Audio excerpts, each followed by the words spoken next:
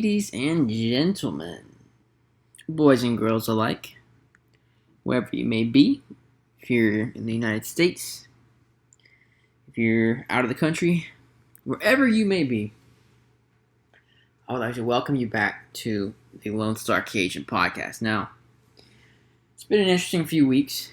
I've been very, very busy, and I know that for this past week we didn't have an episode out. And I apologize for that. But I can tell you that we're going to be on our grind starting this next week. We're going to try to not miss any weeks. We're going to go extra hard. I'm going to try to work out some of the best guests that I can. We're going to try to build this podcast from the ground up. And I want to be one of the most successful podcasters and podcasts out there. That's really my goal, is to just be one of the most successful podcasters out there. Well, just to kind of recap what's been going on in my life, since we're kind of like a family here. Quarantine is I suppose waning off. All of us are, I would say, to a degree, returning back to kind of what we previously would describe as our normal lives. Restaurants are slowly beginning to open, at least here in Texas. I know in some states, even the stay-at-home orders haven't been listed. But here in Texas, the stay-at-home orders have been lifted. That is shelter in place and such. Restaurants are slowly starting to open. There are some restaurants who have opened their dining rooms at quarter capacity or so. Some restaurants still have not decided to open their doors, but they'll be following soon. I'm not going to be one to adventure, I would say, into any restaurants soon. I think I won't be the first wave of people to go back and eat out. It's not that necessary to me. I think that there probably still needs to be some more time in between for me. I want to just see. What happens. I hope there's not a second surge of the virus and breaking out. But only time can tell, really.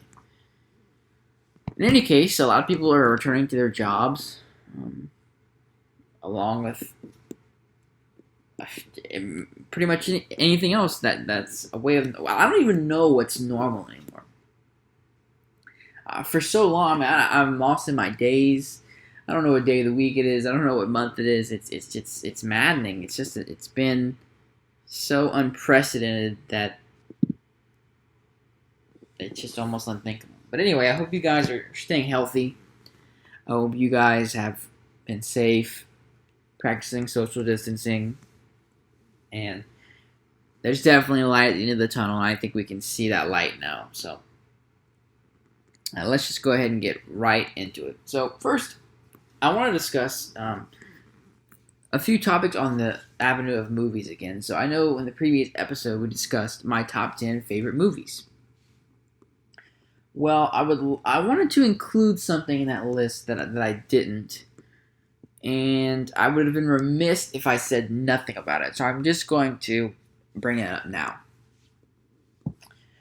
And really, I feel that I could almost have had a dual top 10 list, so really top 20.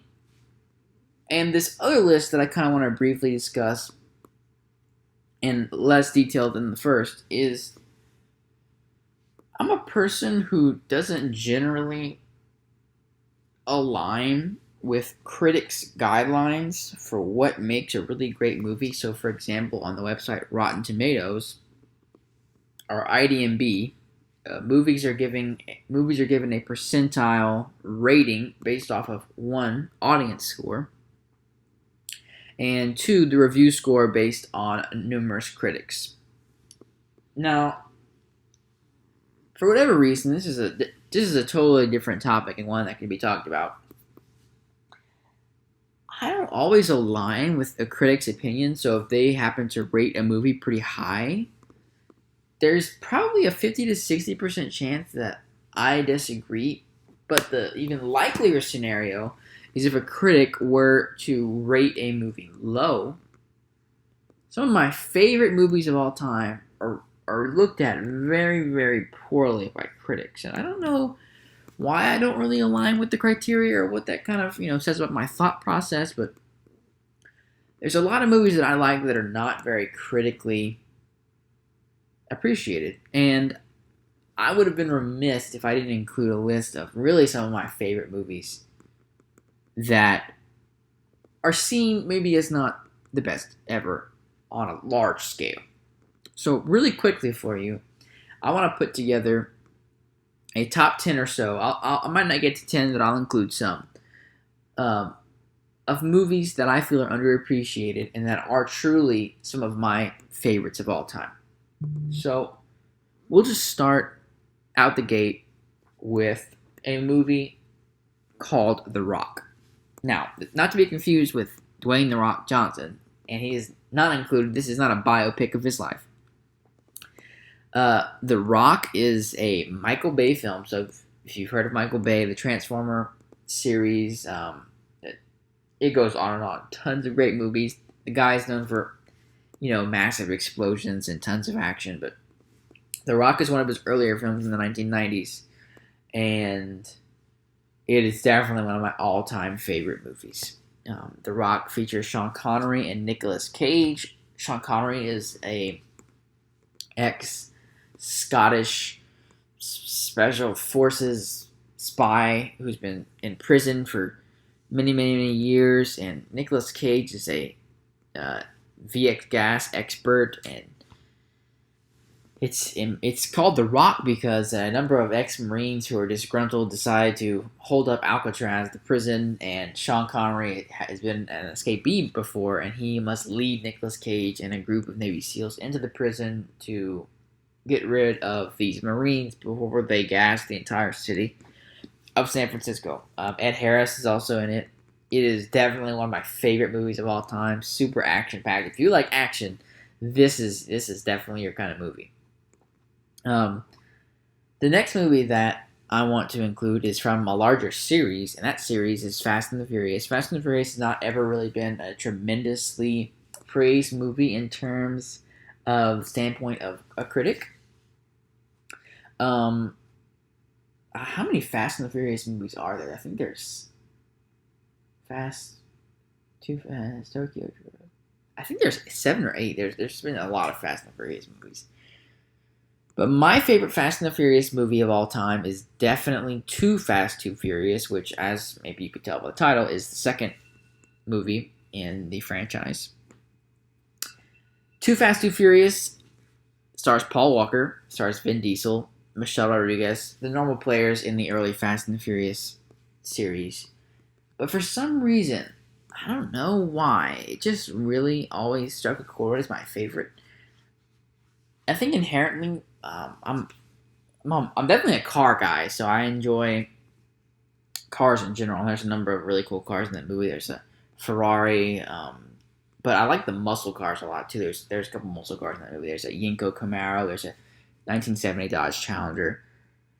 But I don't know, something about the storyline, the story arc. It's in Miami. It's just kind of free flowing, and I don't know. I just really, really enjoy Too Fast, Too Furious. And on top of being a car guy, I think that movie, for whatever reason, I also like when they introduced The Rock into the franchise, which I believe was Fast 5 was his first introduction, or was it Fast and Furious? I don't remember. But Too Fast and Too Furious is going to be my favorite entry from that particular franchise. Now, this third movie that I was reminded of by a family member that I did not include on my original top 10 of all time list, that I cannot believe that I forgot this movie, because it certainly has a place in my top 10 favorite films of all time, and that film is Predator. The original Predator, not to be confused. There's also been a lot of sequels of that movie.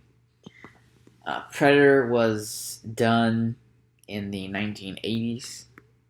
It is about a ragtag, well, not really ragtag, they're pretty professional, a group of special forces who are called out on a rescue. It's sort of a rescue team. They're kind of been a team who goes into these high stakes situations and does rescue missions. Well, they're called in to rescue this group of soldiers, American soldiers, in this jungle in South America. And oh boy, did they not? Did they did they run into something in that jungle that's not foreseen? And of course, this has a load of classic one-liners. The acting is great. Arnold Schwarzenegger plays lead. You have Carl Weathers, aka Apollo Creed. You have Jesse the Body Ventura. You have, I mean, the list goes on and on and on and on and on. Great, great, great film. Very intense. Who can forget that soundtrack with the it's just awesome. I love Predator. It's one of my all-time favorites for sure, for sure. And I just could not believe that I did not include Predator on that list. It should have been on my top 10 list. I'm not sure what I would replace right now, but I can tell you that it certainly should have made that top 10 list. So that's just sort of a few that I highlighted, and I'll give you a few more. So another one is a movie, The Hunted. I'm not sure if it's The Hunted or Hunted, but Hunted is a film done in the early 2000s. It's with great actors, Tommy Lee Jones and Benicio del Toro. Of course, both of them are highly esteemed actors in their field. And for whatever reason, this is a movie that's not very well liked critically at all. And this kind of baffles me because I've seen this movie many, many, many times.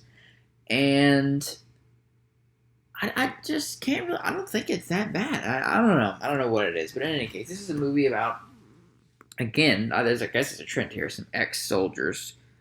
Benicio del Toro was a protege of Tommy Lee Jones. He was taught how to be a special forces soldier, really. And I guess from all he's seen and all he's done in special forces, he kind of just has, I would say, a bout of PTSD. That's Benicio del Toro. And he sort of loses it. And Tommy Lee Jones has to, we'll just say, retrieve him. And the movie is sort of the back and forth, the hunt, if you will, between Benicio and Tommy Lee. And it's a great film. I would really, really recommend it. And no one knows about this film. I don't know what the case is, but I'm not sure. But anyway, The Hunted is another one on my list. Next is going to be The Rock's first film, which was called, if anyone knows, well, actually, technically, his first film was The Mummy. He had a very small role in The Mummy. If you don't know what The Mummy is, it is a series with Brendan Fraser. You probably don't know who Brendan Fraser is either, because he was very big at one time for a short stint of time. He was one of the highest paid actors in Hollywood. But I don't know really what happened to him. But anyway, The Rock had a small part in there, and they decided that, wow, this guy can actually act, not just wrestle. So they gave him a movie deal. And he had his own film, and that was called The Scorpion King. Now, I can understand that I can get the, this is cheesy, it's just action, and maybe it is. To me, what Conan was for Arnold, his branching into film, I really felt that was Conan for Arnold. This is the equivalent of The Rock's Conan, The Scorpion King. That's really his equivalent. The next one I want to discuss is it's a movie called The Rundown. This is also another Rock movie. Early Rock. I believe he had some hair in this movie, so that'll tell you something right there. This is a movie with Christopher Walken, The Rock, Sean William Scott, Rosario Dawson, and this is a great film. The Rock plays Beck, who is a quote-unquote retrieval expert. He works for a man and kind of does his dirty work, and he's almost like a hitman, but I wouldn't say he really kills anyone. He just sort of gets the job done, and he has to retrieve Sean William Scott, which happens to be his boss's son from South America, and boy, is it an adventure. It's a classic movie. The term boom shakalaka comes out of it. High-octane action. As you can tell, there's a trend, I guess, that I'm really into the movies with a lot of action, so I had to include The Rundown on there. So we're going to cap that there. Let's see. I think we're going to I think we're probably going to cap that there. I'm happy with that for now. So let's just take a quick break. I want to go ahead and thank Anchor, as always, for hosting the podcast. Anchor is a podcasting platform for you to launch your podcast off of. They give you a number of opportunities to earn sponsorships, starting with themselves. Anchor will also put your podcast on a number of popular podcasting platforms just for you. You don't have to really do anything. You just keep posting podcasts. You get that viewership, and they're going to go ahead and put your podcast on all the platforms you can pretty much want. Also, we have our website, LoneStarCajunPodcast.com. That link, as always, is in the profile and description. There you can find our Anchor account. You can also find a link to our Teespring store, which is our merchandise store, and a number of other things related to the podcast. So thank you guys, as always, for your continued support and listening, and let's just get back into it. Okay, so the next topic that I want to discuss, and it's one that is kind of been breaking in the last week or so, is Joe Rogan. So, if any of you really know podcasting and you watch a lot of podcasts, you probably have heard of the Joe Rogan Experience, which is Joe Rogan's podcast. Joe Rogan is a stand-up comedian. He's also the ringside announcer for the UFC. And he has a very good podcast, a very popular podcast, one of the greatest podcasts, called the Joe Rogan Experience, in which he's at his home and he interviews a number of very, very interesting guests. And Joe Rogan recently, this past week, signed a $100 million plus deal with the podcasting platform Spotify. Of course, we are on Spotify ourselves. But he signed a $100 million deal to move his podcast exclusively to Spotify. So now, his current format, if you don't know, is he has a YouTube channel. He does post the full podcast to YouTube. And a number of other YouTubers post clips from the podcast around YouTube. I'm not entirely sure if he's on any other listening or podcast audio format apps or platforms. But I think his main base, I would say right now, is his YouTube format, and it is video format. But by year's end, he is going to have fully moved the podcast to Spotify.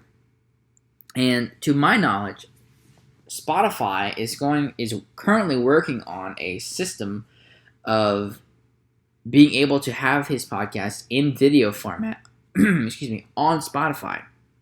And they're doing this just for him. Spotify is figuring out a video format for podcasting just for Joe Rogan. I mean, wow. I mean, what this does and says for content creating and the importance of a podcast. A podcaster is getting $100 million deal. I mean, no podcaster. It's unprecedented. It's the first. I mean, it's one of the first major deals in a very long time that I've seen in this kind of entertainment industry. I mean, don't get me wrong. Podcasting is very popular, and a lot of people partake in podcasts, but that kind of figure for just being a podcaster is unheard of, and I think it does really and says really well for the community, because I mean, across the board, for other podcasters, not necessarily myself, but other podcasters who are pretty successful already, it's kind of set a bar. So other companies who are hosting podcasts and who have podcasts on their as part of their content, like Spotify, are going to have to force up the big bucks now, because Spotify is sort of kind of said, hey guys, this is what we're willing to do for Joe. This is what we're willing to do. This is how much we value the podcasting community at, and how much we value himself at. And now I think this is going to do really well for podcasters alike, because other companies are going to have to kind of put forward that type of money. So I'm really happy for Joe Rogan, and I think that's going to be a really cool deal. It's going to help Spotify. It's going to help him. So, okay. Well, the next thing I want to talk about really quickly is Elon Musk. He's come up several times in this podcast, but he made some comments this past week, and Joe Rogan actually also made a few of these comments. And both of them are showing a lot of frustration with California and their current regulations and sort of rulings on COVID. I believe California is still under shelter in place, stay-at-home orders, and they have really no immediate plans in sight to lift those orders. To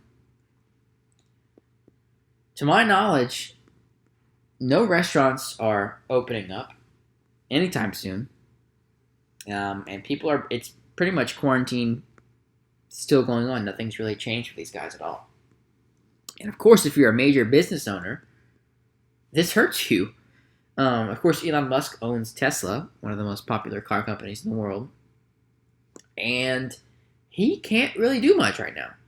And Joe Rogan alike, obviously you can podcast from home, but I think some of these regulations he's not really on board with. And both of them have, in this past couple weeks, threatened to actually move to Texas in relief of these regulations.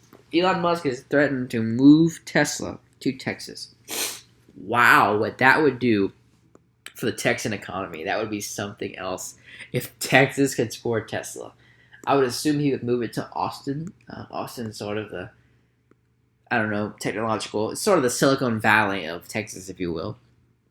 But wow, what that could do for Texas if he would decide to move Tesla. Wow. And we'll take Joe Rogan too. Why not? He's a very popular podcaster, so why not? Excuse me for being so congested today as well.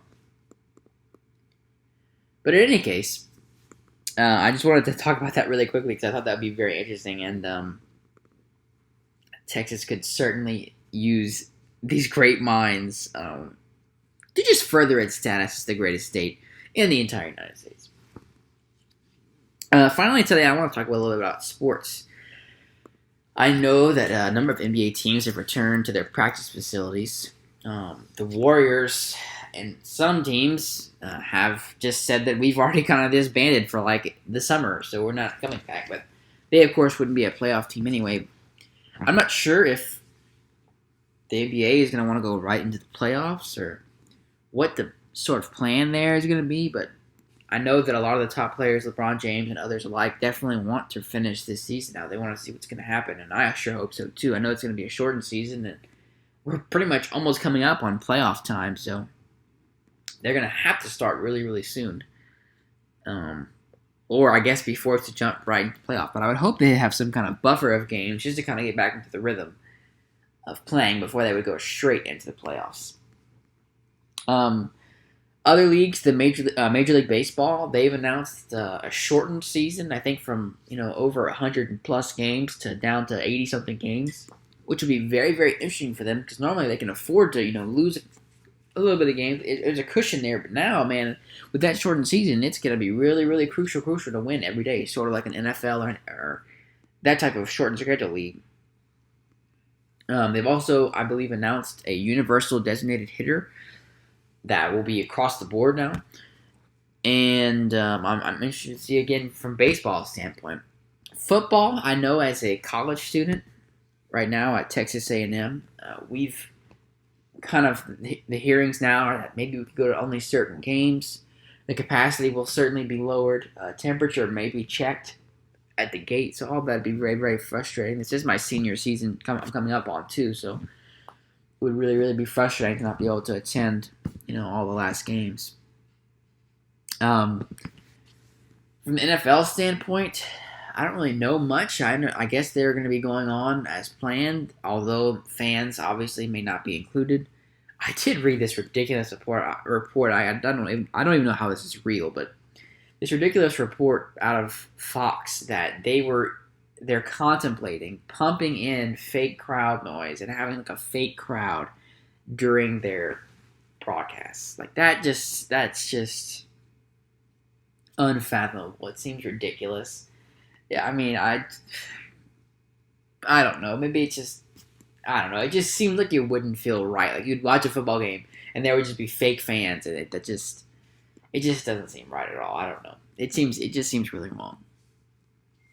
But anyway, I think that's going to be it for today, and I want to thank you guys again as always for listening and sticking with us. And I promise that starting next week we're going to be on it, and we're going to make this thing great. and we're going to put in the work. And again, thank you guys as always for the support and your continued listening. This has been the Lone Star Cajun Podcast. I'm your host, Christian Thibodeau. Thanks as always. Have a great week.